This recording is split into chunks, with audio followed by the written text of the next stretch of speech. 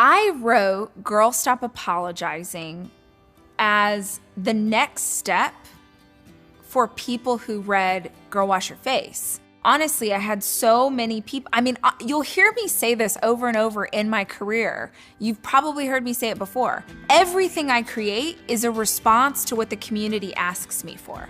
So people read Girl Wash Your Face and they were like, okay, I get it. I want to take ownership of my life. I want to take ownership of my dreams.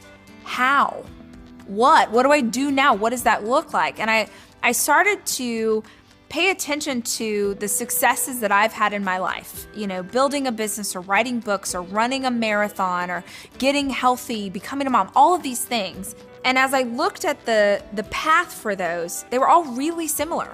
I had approached them all in the same way. And I thought, if I could teach this to people, if I could tell you, hey man, here were the excuses that I really clung to for a long time that held me back. Here were the skills that I needed to acquire in order to become who I wanted to be. Here's the behaviors that I needed to adopt. Here's the things that I needed to do day in and day out to make progress on my goals. If someone had handed a field guide to me when I was 21 and starting my business, I would be light years ahead of where I am right now. People always ask me, what would you tell your younger self? This is what I would tell my younger self. This is all the things I didn't know about how to become who I wanted to become.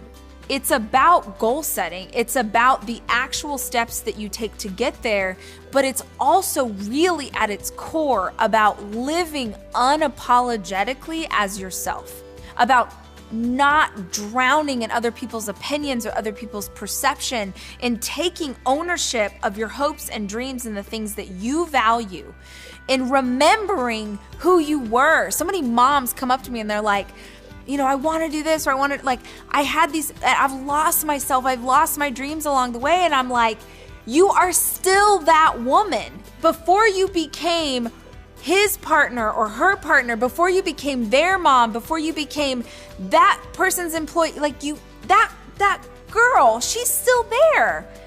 Those things she wanted for her life, they still matter. That's why I wrote this book, because I wanted to remind you who you are and that your dreams don't have to make sense to anybody else. They have to make sense to you. They have to fire you up. They have to light your soul on fire. And if you're not sure what to do, if you got this feeling in your heart, but you're not sure what to do next, here's what to do next.